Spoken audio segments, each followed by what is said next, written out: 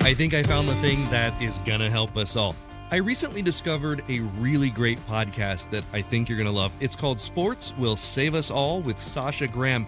And even if you're not super into sports, you will love this show. Sasha talks to plenty of athletes and coaches about their experiences, but she also talks to people you might not expect: dancers, reporters, cheerleaders, athletes with disabilities, sports psychiatrists, authors, filmmakers.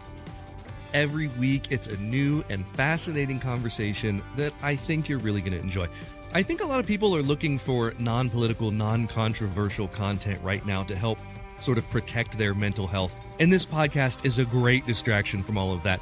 You can find Sports Will Save Us All wherever you're listening to this podcast, or click the deals link in the show notes. Take a listen. Let me know what you think. We're running a corrections episode about all the stuff I got wrong about the Constitution Grove and the Navy's oldest floating commissioned warship, and talking to an actual smart person on a first-of-its-kind episode of The Internet Says It's True. Well, hey there, and welcome to The Internet Says It's True, where every week we learn something that sounds made up but is really true, part of the WCBE podcast experience, and available on all podcast platforms, as well as the NPR app and website. My name is Michael Kent. This is episode 215. Thank you so much for tuning in. Something amazing happened after I ran the episode about the U.S.S. Constitution and Constitution Grove. I got an email from the United States Naval History and Heritage Command Detachment Boston, which is the group that is the authority on that topic. They were happy that we were bringing awareness to people, but had some things that they wanted to correct. I gotta tell you, in the 4 years of doing this show, this was a first. So I thought the most interesting thing to do would be to talk with someone who's an expert and find out what we got wrong. The title of the show is The Internet Says It's True, which is a tongue-in-cheek saying that people use, usually jokingly, to say that something isn't vetted and accurate. But in reality, the spirit of this show is to talk about things that are true and accurate, and with a couple exceptions that I've been pretty clear about, we've accomplished that mission. But in this case, let's set the record straight. Margherita Desy is the historian for the Naval History and Heritage Command Detachment Boston, and an expert when it comes to the U.S.S. Constitution and the support activities in Crane, Indiana, to keep the ship afloat. She agreed to sit down for a phone interview with me, and I'm absolutely thrilled about this. Before we get to that interview, I've got a couple housekeeping things to tell you about, as always. First off, if you want to support this podcast, you can do that by joining the Patreon. That's patreon.com/Michael Kent. And when you do that and become a Tizitor, you get merch discounts, ad-free episodes, occasional bonus content, and access to video of every week's guest interview. Not this week's because we're doing it over the phone, but usually we do guest interviews on video, and you get to see those and nobody else. Your membership fees help to pay for the costs to keep this project afloat and the considerable amount of time it takes to bring these stories to you. Once again, become a Tizitor today at patreon.com/Michael Kent. If you listen to this podcast and you want to rep the show, you can get a t-shirt or a mug over at theinternetsaysitstrue.com. Just click merch. If you do that and you're a Tizitor, as I said earlier, you get a discount, so that's fun. Once again, go to The Internet Says It's True and click merch, and you can see the products we have for sale there. So without further delay, let's get the record straight. Again, this is all referencing an episode we did just a few weeks ago on November 11. So if you haven't listened to that episode, go listen to it. But keep in mind, come back here afterward and learn all the stuff that I got wrong. Here's my conversation with naval historian Margherita Desy. I so thank you for taking the time to talk with me and my audience about this. I've expressed this to you. It's very rare for podcasts to get feedback, but for someone to listen to the episode and want to correct the record is fantastic. So I'm absolutely happy to do this. The podcast is about truth and fact, and I want to use this opportunity to separate fact from fiction. You told me that one of the things I got wrong is something that's frequently misstated on the internet, and we'll get to that in a bit. But let's just start by introducing you and the role of the Naval History and Heritage Command Detachment Boston. How long have you been working to preserve the history of the U.S.S. Constitution? Well, thank you for the opportunity, Mike. I am the historian, as you mentioned, of the Naval History and Heritage Command Detachment Boston. I've been here about 16 years, and my background is in museum curatorial work, but also maritime history. So I've been connected to maritime history for quite some time. The Naval History and Heritage Command Detachment Boston is the preservation arm of the Naval History and Heritage Command, which is actually the history arm of the United States Navy. Each branch of our military service has its own historians branch. Many of our military branches, of course, have their own museums as well. Our home office is in the Washington Navy Yard in Washington, D.C., and our division, our detachment, is here in Boston in the Charlestown Navy Yard because that's where U.S.S. Constitution has been since it returned to Boston in 1897. And we are the folks that do the preservation work to maintain U.S.S. Constitution, which is the world's oldest commissioned warship afloat. So most of, if not all of the Boston detachment's work is dealing with this one particular ship? That's all the Detachment Boston does, is work with Wow. U.S.S. Constitution. So the Charlestown Navy Yard, where the ship is located, where U.S.S. Constitution is located, and where the Detachment Boston is located, is the remnant. The Detachment Boston is sort of the remnant of the original Charlestown Navy Yard that was in existence from 1800 to 1974, and those were the folks that maintained Constitution, since, as I said, the Constitution was returned here to Boston in 1897. When the Charlestown Navy Yard closed in 1974, the Detachment Boston, which is its name today, it had many different names before this, was about a dozen and a half people, and those folks were given the task to just exclusively continue to maintain and preserve and restore U.S.S. Constitution. So although the Detachment Boston may lend its expertise and knowledge to other ship restoration projects, collegial organizations and our colleagues, such as say Mystic Seaport Museum in Mystic, Connecticut, or San Francisco Maritime Museum out in California, as far as physically working on a vessel, it is just U.S.S. Constitution. But because it's a very large vessel, when Constitution is fully rigged, it's a little over 300 feet long, and its mainmast is 172 feet high. It's a very big wooden vessel, and it kind of needs constant, endless maintenance. And it receives 600,000 visitors a year, and just the wear and tear of people walking the decks of the ship and climbing the ladders going between the decks necessitates just a good bit of general maintenance for the vessel itself. Imagine the wear and tear on any modern museum, let alone one that's made of wood and 227 years old. And so I can imagine that it does take quite a lot of upkeep.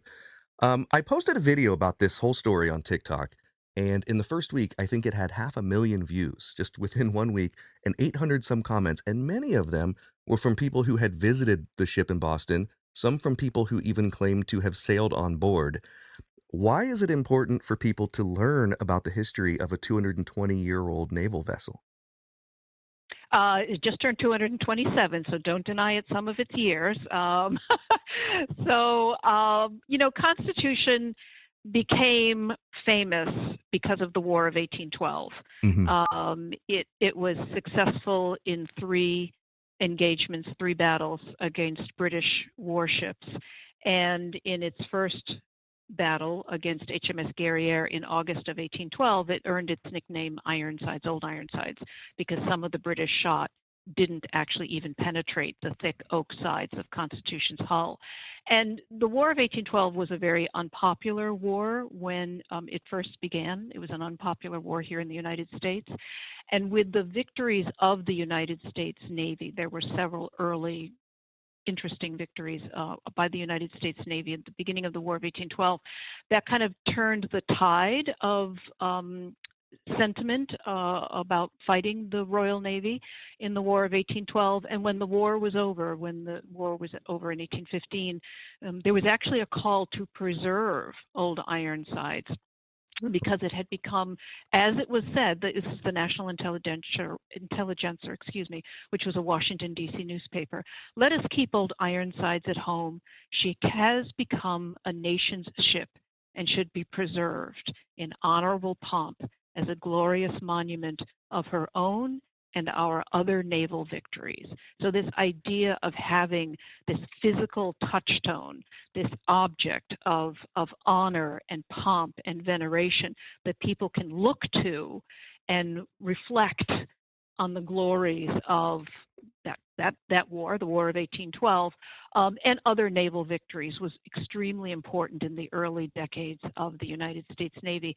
And that interest in Constitution on the part of the public has generally never waned across the 200 now since the War of 1812, over 200 years. The Navy's interest in the ship has not always remained steadfast, but luckily once Constitution attained its 100th birthday in 1897, the Navy has now never wavered in maintaining the ship and preserving it and using it. The mission of Constitution today is to teach about the early history of the United States Navy and the need for a Navy and a strong Navy to keep the sea lanes free around the world. And so that's part of the mission of the ship today, with its enlisted crew, the men and women that serve on Constitution for 2 to 3 years at a time, talking to 600,000 visitors, international visitors, every year, and imparting that story is extremely important. And when folks were sending you comments about having quote unquote sailed on Constitution, Constitution is towed up and down Boston Harbor several times every summer for ceremonial events such as the 4th of July or its own birthday on October 21st. And a 21-gun salute is fired from the ship's saluting guns. So that's probably what your listeners were talking about. And it really is a thrill to be on the ship when it's moving. Even though it's under tug power, it's still thrilling to be moving on the ship, up and down Boston Harbor, and to hear these guns going off and feel the shock of the saluting guns firing. The national salute of 21 guns at the bottom of the harbor is quite spectacular. Well, that's a fantastic segue into the next question that I had, because I definitely got that wrong in my episode. I did not know that the ship sailed that often. Let's get into some of the other things that I got wrong in my episode. The first one, I already knew I was going to get flack for. I knew I was going to get flack for calling it a boat in the title. So I was earlier this year, back in the spring, I was on board the U.S.S. Dwight D. Eisenhower, and I do a magic show. That's kind of why I was there. I was there for morale, supported by MWR, and I was doing a rope trick, and I called the ropes ropes, and I could hear the disdain from the sailors in the audience, and the bosuns in the audience were looking at me with anger, and then I learned that it's not a rope, it's a line. And so now I've made a mental note anytime I do a Navy show, this is a line, not a rope. And likewise, I should have called it a ship in the title, but for some reason, when I was writing the title, I knew that boat sounded better, even though it wasn't right. Now, in the episode, I talked about NSA Crane in Indiana and the 53,000 acres of forest there. And that, which was really the main focus of the episode, is something I seem to have gotten incredibly, incredibly wrong. Can you tell us why? Oh, well, it's actually a pretty interesting story, and I'm sure that's why you latched onto it, because it is a rather unique story. So the naval support activity in Crane, Indiana, is one of the largest Navy bases in the United States. The whole base is about 64,000 acres, 53,000 of which is a managed forest. And there are a variety of trees that grow in this forest. NSA Crane began about 1940-41. They actually bought up the town and relocated people. It is an ordnance activity facility. And so parts of the forest at the Crane base are where they explode ordnance and they test ordnance. So there's parts of the forest at Crane that it's not logged and it's not used except for testing ordnance. And then other parts of the forest, NSA Crane does permit timber companies, logging companies to obtain permits. Those are paid for by the logging companies to go in and actually log trees for commercial purposes. The Detachment Boston, since 1976, has had a relationship with NSA Crane to obtain white oak trees specifically for restoration work on Constitution. And although the name Constitution Grove is kind of bandied about, and that's kind of where the misunderstanding, I think, feeds in here. Yeah. When people hear the word Constitution Grove or the name Constitution Grove, they think that the whole 53,000 acres excuse me, is a grove of trees preserved exclusively for the use of U.S.S. Constitution. And that's not the case. Constitution Grove is actually a tiny little ceremonial section where there's a sign and people can get their photographs taken. But in actual fact, the trees that are designated for the future use on Constitution, and there's about 150 of them at any one time, they're located anywhere across the 53,000 acres, except where the ordnance is being exploded. And now, because of GPS, the trees are all located by GPS that are designated for Constitution. And the foresters that work for the United States Navy and work at NSA Crane, as they are working in the forest and working with loggers and whoever's out there, they are always on the lookout for a tree that might have potential to become a white oak tree for a future restoration for Constitution. And they have to be pretty special trees in that the tree has to be at least 40 inches in diameter at the base. And because this is all a managed forest, these trees don't have any lower branches. Basically, the lower branches are trimmed as the tree is growing, and there's only a crown at the very top of the tree. Mm-hmm. So you have a base that's about minimum 40 inches in diameter. And then from the base to the crown, the tree has to be at least 35 to 40 feet in height. So these are actually very tall, very big trees, and they can weigh anywhere, when they're cut new, fresh, they can weigh anywhere from 12,000 to 20,000 pounds. And so they are designated for Constitution. Our staff goes out and examines the tree when it's time for us to make a request to purchase trees from Crane, because the Detachment Boston has to pay for the trees as well. And for the 2015 dry docking and restoration, 35 trees were designated and cut, and 25 of them were brought out here to Boston and used for the 2015 restoration. And we've had other trees cut since then. And we use them for hull planking. So they're solid white hull planks, and some of the hull planks on Constitution are the full 40 feet in length. So we really need a very long tree, a big, tall tree, to start with before it starts to get cut up into the hull planking of the ship. Absolutely. My name is Matt, and I'm from Chicago. Mondays used to bum me out, but not anymore. Now I love waking up and listening to a new episode of this podcast every Monday. You're listening to The Internet Says It's True. Hey, I'm Cliff Baumgardner. And I'm Harrison Stewart. If you're like us, you probably grew up watching the Discovery Channel classic, Mythbusters. From rocket cars to chicken cannons, Mythbusters proved there's no question too big, too small, or too ridiculous to put to the test. Now we're going back to rewatch the show from episode 1, and we want you to follow along. Join us as we revisit every single myth, moment, experiment, and explosion from throughout the show's legendary 14 seasons. Subscribe now so you don't miss one.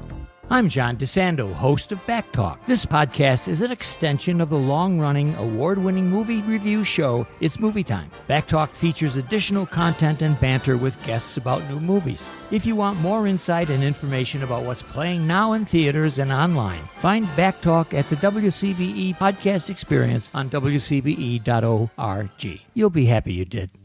There was a time that humans used 100% organic products as healing balms and moisturizers for their skin.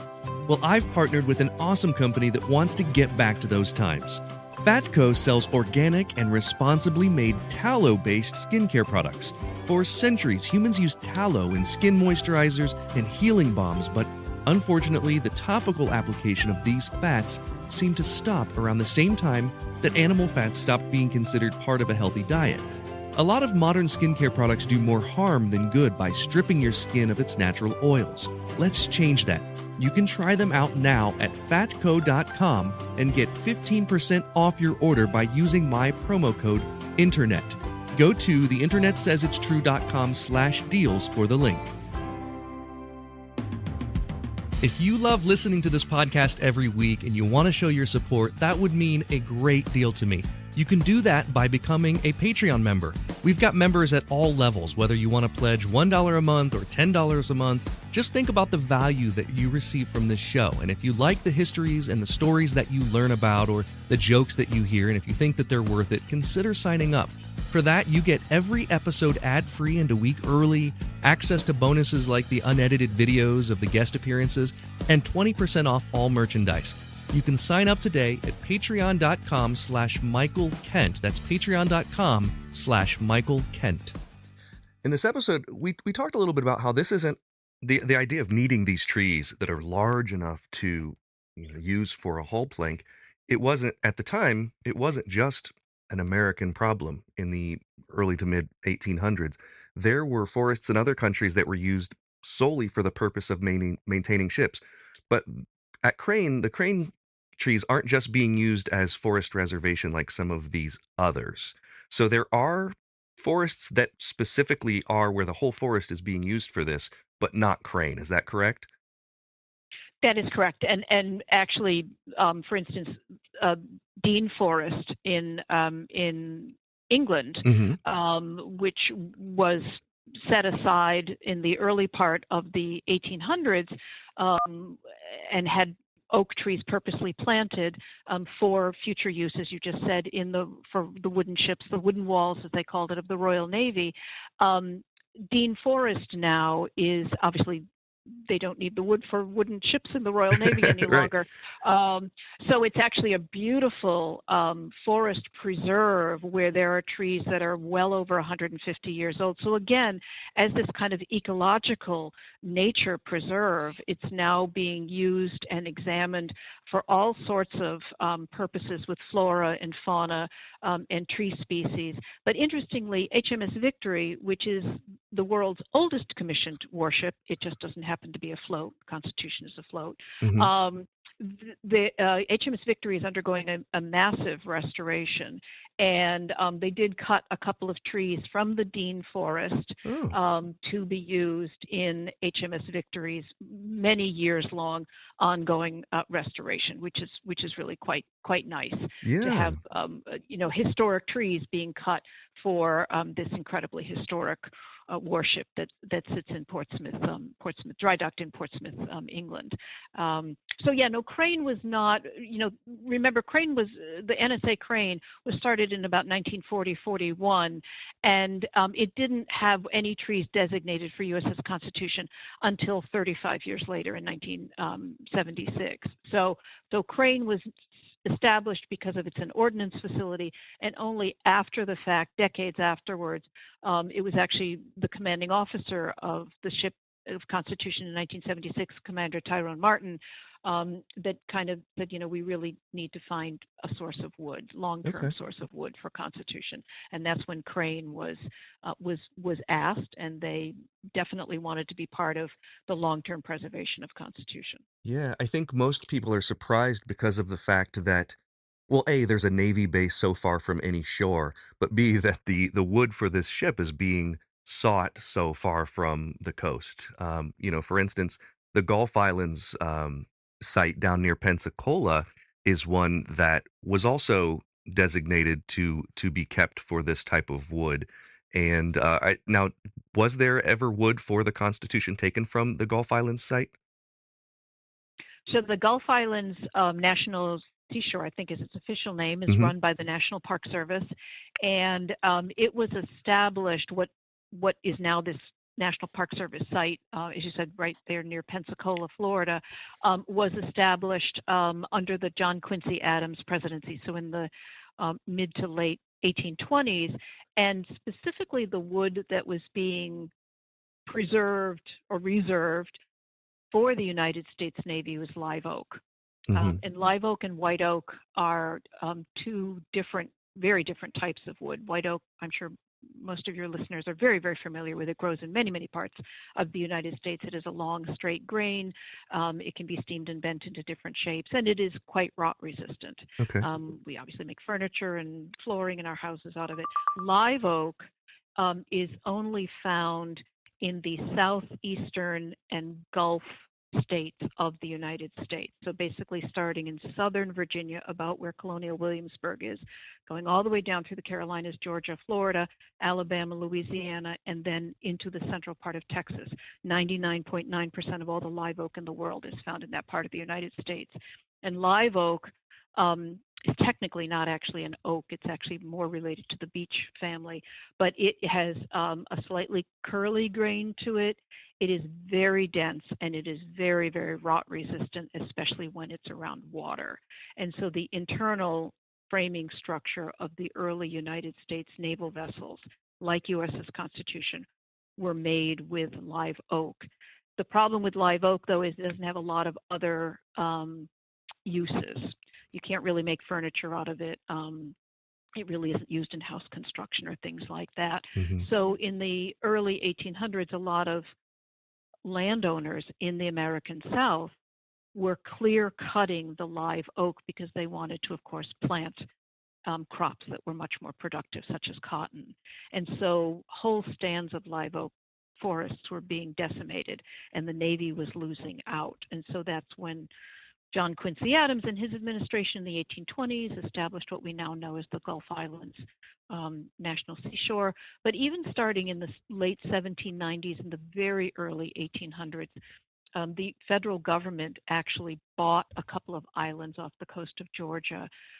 Blackbeard Island was one of them, specifically so that there would be live oak trees available to the United States Navy to use to build new warships or to repair warships like Constitution.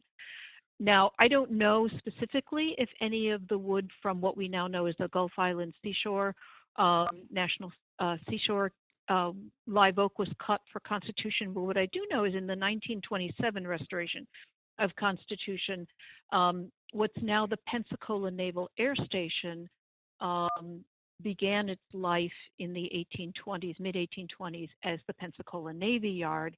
And in order to preserve woods, especially hardwoods like live oak and even white oak sometimes, they actually cut the wood and then put it in timber ponds. They called them literally ponds of water to preserve the wood. And so there was a timber pond at Pensacola Navy Yard, which when it transitioned from being a Navy Yard to a naval air station before World War I, they covered and filled in these timber ponds, but the wood was still there.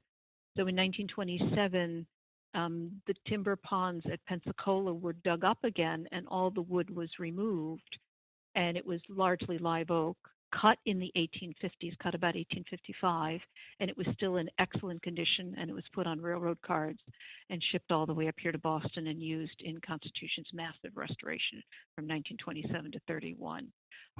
So it's possible that that live oak cut in 1855 was cut from the islands there off Pensacola. Sure. I don't know for certain because they didn't tag the wood and say it came from here or came from there.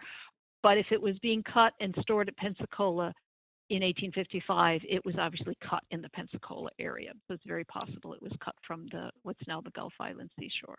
Wow. This is really, I'm a nerd about history, and your wealth of knowledge is really impressive about this stuff.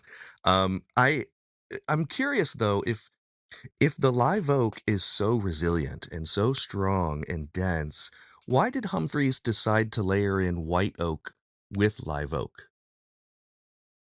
Oh, because live oak is not easily manipulated. That's the problem, because it is so dense. Okay. So in order to use live oak for the frames, the ribs of the ship, think of the human skeleton. A ship skeleton and a human skeleton are actually quite similar. A human skeleton has a backbone, right? Mm-hmm. And a ship has a backbone, and we call it the keel. Sure. And then if you think about how in the human skeleton, how our ribs, right, start at our backbone and curve around and make the central part of the human skeleton, the trunk of the skeleton. Mm-hmm. And it's the exact same with a ship. You've got that backbone, the keel, and then the ribs or frames come up from that keel. So you've got those curved ribs, those curved frames that create the body of the ship. And live oak does not, unlike white oak, does not grow tall and straight. The trunks actually become very wide and large in diameter, but not terribly tall. And the branches instead go stretching out And I was in Houston many, many years ago, and I was walking on one side of a neighborhood street, and I saw a live oak next to me on the sidewalk, and I'm like, oh my goodness, this is fabulous. I'd never seen a live oak up to that point in time because we don't have them here in New England. And then I looked up at the branches, and I realized that the branch from the tree on my side of the street was strong enough to cross all the way over across the top of the street and go to the other side. And that was another 30 or 40 feet away. So this is very, very strong wood, but it is slightly curvilinear. So when you cut live oaks, you are actually cutting it to use the natural curve to fit together to make your ribs, to make your frames of your ship. Sure. You couldn't actually get long, straight pieces to make the planking of your ship. So instead, and all vessels are this way, all wooden ships are this way, you use the woods to their strength. And so you might use white oak in some areas, live oak in other areas. You might use yellow pine, or what's known as Carolina pine, in other areas, and you might use red cedar in other areas as well. So although we tend to only talk about the white and live oak in Constitution, there really were 4 major woods, and really even more woods than that. If you add the white pine of the mast, there are 5 major woods, and it goes on from there. So you're always using the woods to their strengths and their advantages to your ships, your vessel's advantage that way. That's very interesting. So, to bring it back to modern day, I was reading that the most recent refit was a dry dock of the U.S.S. Constitution, which was a 2-year-long process from, was it 2015 to 2017?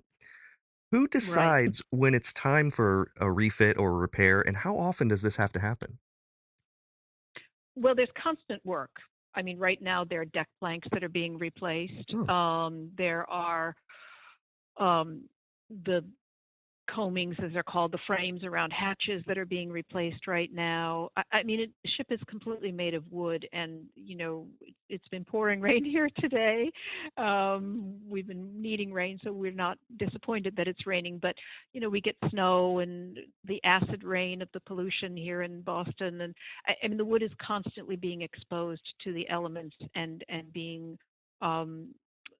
worn down, and it just rots. You cannot preserve it forever, especially the wood that's exposed to the weather. If it's sitting in the water, the lower half of the hull, that's the part of the ship that's actually the oldest part of the ship. So below the water line, so the ship is 227 years old from the date of its launch, which was October 21st, 1797. We believe there's about, it's not an exact science, but we believe there's about 10 to 12% of the ship, and it's all below the water line, that is actually original to the construction period of the ship. Well, that's really interesting. 1794. Yeah, I mean, it is extraordinary when you think about it. From late 1794 to 1797, that was its construction period here in the north end of Boston.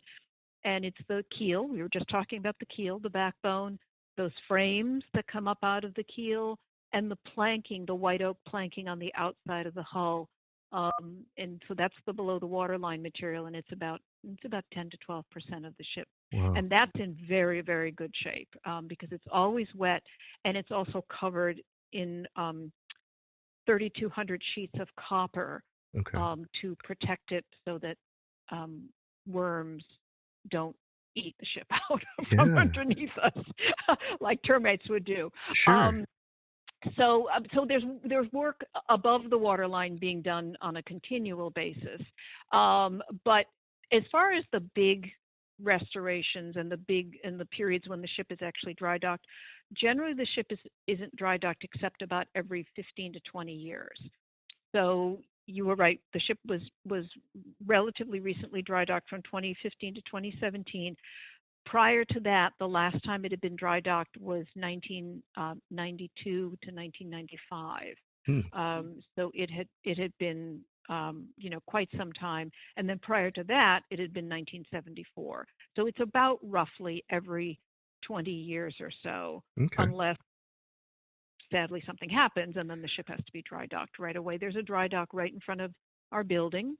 It is the second oldest operational naval dry dock in the United States. It was opened in 1833. And I'm going to ask you a question now, Mike. Do you know the first ship to ever enter the dry dock here in the Charlestown Navy Yard in 1833? Would it be the It- U.S.S. It's a, Constitution? I was going to say it's a trick question. Good for you. You get an A+ today. So there's a recurring thing that I do on the podcast when I have guests on, and I have them come up with a question to ask me, and I think that might be the first one I've ever gotten right. But that's only because I've been reading up on this for the last few weeks. What this reminds me of? I think the U.S.S. Constitution might be the closest we have to the ship of Theseus. Save for that Yeah. 10 to 15% that's below the waterline. And my listeners know that I'm going to bring up my fence now. I always talk about the fence of Theseus. A few years ago, my wife and I had a wooden fence, and it was made of cedar and pine. And every year, I would take down a new 8-foot section and replace it with I would take down an 8-foot section, replace it with a new one. And over time, I would joke that this is the fence of Theseus because none of the fence was original. And the question being, the philosophical question, is this the fence we started with? So we can say, even if you had to replace that bottom of the hull that's original, as much of a shame as that would be, it would still be the U.S.S. Constitution, right? Absolutely. The United States Navy's word on that is because it has always been U.S. Constitution, it will always be U.S.S. Constitution. And you're right, when that day comes that there might not be any 1794 to 1797 material left in the ship, it will still be U.S.S. Constitution. But again, because it's the wood that's below the waterline, in the water all the time, protected by copper sheathing, I suspect the wood below the water line is very much going to outlive me, and maybe many more generations to come. I mean, it's quite a wonderful goal to always have, is to, now that we have this section of the ship that is so old, to try to not disturb it as much as possible. In fact, in the 1992 dry docking and restoration, our organization wanted to determine the big copper bolts that were holding that section of the ship together. So they x-rayed the whole bottom of the ship, which was actually really pretty cool. That's really cool. So I've got big sheets of x-ray sheets, of the bottom of the ship that we can kind of assemble together and kind of see how things look. But that's why the dry docking does occur, aside from the fact that there is always pretty significant work that happens during a dry docking. It's the time when the copper sheathing is removed to be replaced, because it only lasts about 20 years or so now. Mm-hmm. During the ship's active career, the copper sheathing would have been replaced much, much more often. But since the ship doesn't really actively sail or move around all that much, it doesn't need to be replaced very frequently. But we want to remove that copper sheathing about every 20 years so that we can physically examine the lower hull, do any repairs that need to be done, and then put new copper sheathing back on and say, yep, should be good for another 20 years before the next time it's dry docked. Well, something that's unique about this story, that a lot of the stories we cover on this podcast, you can't say this of, you can actually go and visit the U.S.S. Constitution. And if you'd like to do that, you can do so by visiting the historic Charlestown Navy Yard. It's in Boston, Massachusetts. The ship is open every day except for Monday and Tuesday, Wednesdays through Sundays, 10 to 4. There's even a museum right next door that you can visit that's open every day from 10 to 5. And if you want to learn more from where you are, I was looking on the Naval History and Heritage Command has an outstanding website. It's way more than I can read in a lifetime. It's so much information. And you just type in whatever you want to learn about onto that website, and you can find it. The link for that is in the show notes, as is the link for the museum and other information that you might want to find out about it. This has been an honor. Like I said, I don't get to talk to subject matter experts all that often, let alone have them contact me wanting to set the record straight. So I thank you for that. And thank you so much for joining me, Margherita. Thank you, Mike. It's been a pleasure for me to speak to you, and have lots of people come and visit Constitution because of your podcast. That would be fantastic. All right. I hope they will. Thanks again. Thank you. That's all for this week. Thank you so much to Margherita Desy and the United States Naval History and Heritage Command Detachment Boston. Here's a descendant of one of the sailors who felt the wrath of the U.S. Navy. Thank you for listening to The Internet Says It's True. To listen to episodes ad-free and a week early, support us on Patreon. You can do that at patreon.com/Michael Kent. If you learned something just now that you didn't already know, go to the Apple Podcast app and leave us a review with 5 stars and a few words. That helps us a ton, because that's how the algorithm works. I don't know what an algorithm is, but just do it! See you next week for a brand new episode of The Internet Says It's True!